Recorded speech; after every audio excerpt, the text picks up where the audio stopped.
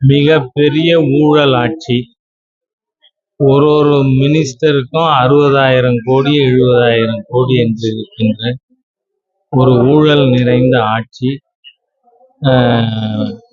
மக்களால் அடித்து விரட்டப்பட்டு நேர்மையான ஒரு நல்ல ஆட்சி மாண்புமிகு பாரத பிரதமர் திரு நரேந்திர மோடி அவர்கள் தலைமையிலான ஒரு ஆட்சி அமையும் என்கின்ற நம்பிக்கை நமக்கு இருக்கிறது. ஏனென்றால் இந்த அரசாங்கம் எந்த அளவிற்குன்னு சொன்னா அரசியல் சட்டத்தின் அனைத்து கரங்களையும் முடக்கி போட்டு இருக்கின்ற ஒரு தீய அரசு. இந்த அரசு நீக்கப்பட வேண்டியது அத்தியாவசியமாகும். இப்ப புதிய கல்விக் கொள்கைக்கு ரொம்ப எதிர்ப்பு தெரிவிச்சிருக்காங்க சார். புதிய கல்விக் கொள்கை எதனால எதுக்குறாங்க? எதனால அவங்க ஹிந்தி பண்றாங்க அப்படின்ற ஹிந்தியை திணிக்கிற முதல் குடும்பம் ஸ்டாலின் குடும்பம்.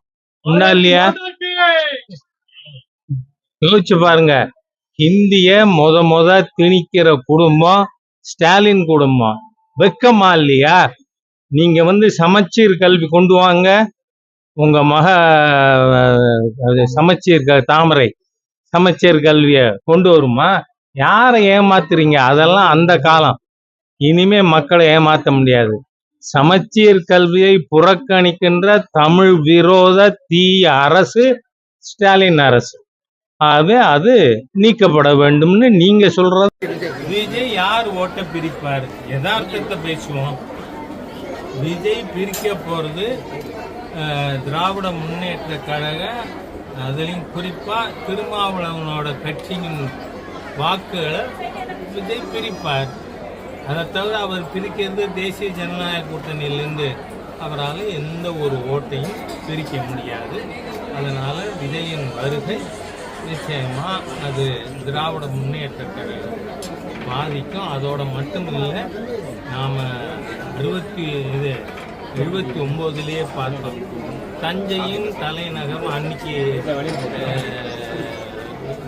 பத்திரிகை, அவர்களுடைய பத்திரிகை தலைப்பு செய்தி எனக்கு ஞாபகம் இருக்கு.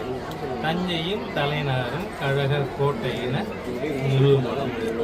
அந்த மாதிரியா ஒரு மாநில கட்சி, அதோட மட்டுமில்லை, ஒரு நபர் மட்டும் ஜெயிச்சுட்டு அவரை இதுக்கு சட்டமன்றத்திற்கு போக பயந்து நடுங்கி தன்னோட பொறுப்பை ராஜினாமா பண்ணினது கருணாநிதி. ஞாபகம் இருக்கா இல்லையா உங்களுக்கு? மறந்துட்டீங்க? சின்ன பசங்க சார் ஞாபகம் இருக்குல்ல? அப்ப சின்ன பசங்க. சார் 2001 அவ்வளவுதான்.